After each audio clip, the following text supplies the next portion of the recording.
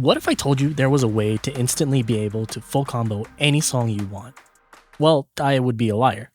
But instead, what if I told you there was a way to make grinding for FCs and APs just a little bit easier?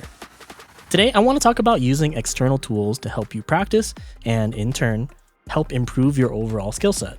But before we get into that, I just want to quickly introduce myself. Hi, my name's Jeff, or you can call me La Loser. I love rhythm games, and my goal here on YouTube is to get you to love them too.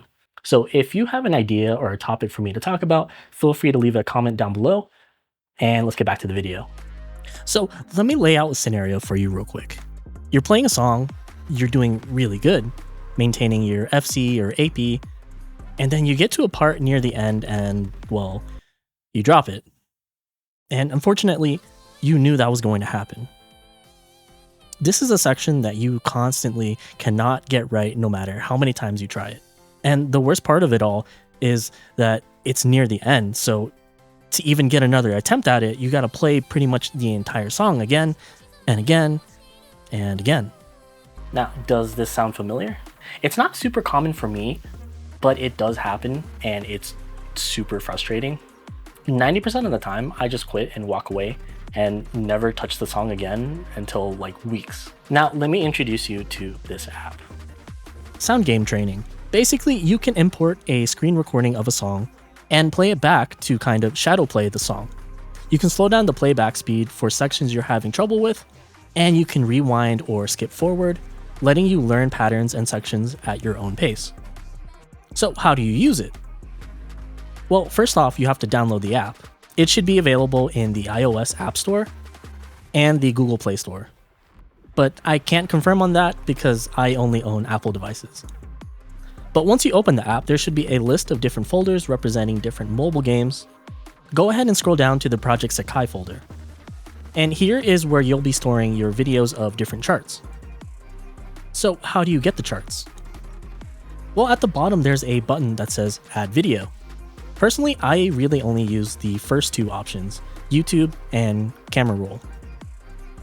Selecting YouTube will open up a YouTube browser, allowing you to search for any song and chart. Whatever video you decide on, make sure it's a full screen recording, and not a hand cam or anything like that. Go ahead and hit Add Video at the bottom right, and feel free to name it whatever you want. Then hit Cancel at the top, and it should now be inside your Sakai folder. Alternatively, I prefer to make my own screen recordings by going into the game and turning on auto. The pros for this is that you get a cleaner recording that's a little higher resolution. You can set your own note speed and timing as well as any other settings. The cons though is that the recording takes up a ton of memory. So if you're low on storage, it's probably better to use the YouTube method instead. Anyways, if you're importing your own recording, it's almost the same steps. Just click Add Video at the bottom right, and then Camera Roll. Find the recording that you just took. Feel free to watch it and check if it's the right video. It's going to take a minute to compress the video, then it'll ask you to name it. Once you do that, go ahead and hit Cancel at the top, and it should now be in your Sakai folder. Now go ahead and click on one of the videos. You'll most likely get an ad pop up, but go ahead and just hit the play button on the top right, and it'll get rid of it and start playing the song. Pausing the song will show the rest of the UI. And I know it looks like a lot, but it's really simple, and we'll go over them. So you've already been introduced to the play and pause button on the top right. On the top left is the exit button. This will take you back to the previous folder with all your recordings. Moving down a bit, there's the skip forward and backwards buttons. Pressing these will let you navigate back and forth through the video.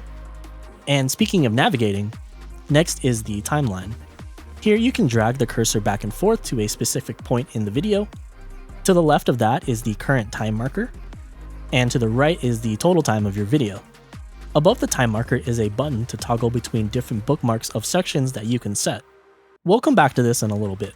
And finally, the bottom of the screen. There's the settings button. There's not really a ton of settings that I'd want to change personally, but next to that is the trim button. Toggling this on will let you be able to trim the clip down to specific sections you want to practice. And if there's multiple sections you want to set, you can use the bookmark button up here to switch between them. Next is the image overlay button. This pulls up a judgment line and allows you to move the video around and scale it to get it to fit correctly. This is pretty handy if you're using a screen recording, let's say from a phone, but you're playing on a tablet. You can scale it and line it up with Judgment Line, and same thing vice versa. Moving on to the next button is the mirror button. In case you want to practice the chart in mirror, you don't have to go and make another screen recording. Now onto the other side. This button allows you to take notes and place images. Not really a feature that I utilize too much, honestly. But next to that is the playback speed control. This is where you can slow down or speed up the video, and probably the most important feature in my opinion. And lastly, the last button on the bottom right just hides the UI. So now that we're pretty familiar with the app, let's talk about why you'd use this for practicing instead of using something like Sonolus. Well, first off, Sonolus is a pain to install, at least from the Apple side. SGT can be downloaded straight from the App Store in less than a minute.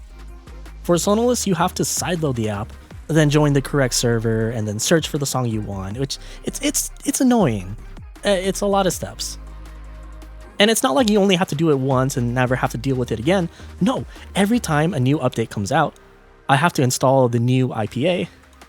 And sometimes there's a glitch where even though I've updated the app, it still shows as an older version and I'm unable to play any of the charts. So I have to uninstall it fully and redo all the steps to install it. And this basically wipes all of my settings, all of my save charts, etc. It's just annoying. Another advantage SGT has over Sonolus is when you're trying to practice a certain section of a song, it can be pretty tedious on Sonolus. You have a marking system where you have to go into the song, play up to the point where you want to practice, hit pause, hit mark, and then play it. And then to go back to that section, you have to pause it again, hit jump. And if you want to practice a new section or go to a different song, you have to do it all over again. This becomes incredibly painful when you're playing it at a slower rate. So now it takes even longer to get to the section that you want to practice. And another thing regarding different speeds, your note speed stays constant between different rates. So if you slow down the song to 80%, your notes are still going the same speed you had it set to, in my case 10.8. Now this might not seem like a big deal, but I think it's important to have the note spacing stay the same, so you can see the patterns in context, and how it would be seen when you play the song in-game. So is sound game training something you absolutely have to use in order to get better at the game? No. At the end of the day, it's just a tool. Without it, you can still probably get pretty far, but for those tricky charts, where it feels like you're not making any progress no matter how many attempts you give it, give this app a try, and maybe it might help you out. Anyways, that's all I have for today. This is something that I've incorporated in my practicing since last month, during AP April, the series where I'm trying to get a new AP every day for the month of April. Or was trying to, it's no longer April. Working on a strict deadline, I had to not only focus on grinding for the song, but also find time to edit and upload everything, as well as do the voiceover. I had to use every tool available, which includes sound game training to try to learn all the tricky patterns. But yeah, if you stayed this long, thank you so much for watching. I have some more videos in the works right now, but a lot of the scripts end up getting rewritten or reworked, but I should have a new one out soon. Anyways, don't forget to subscribe if you haven't already, and I'll see you all in the next one.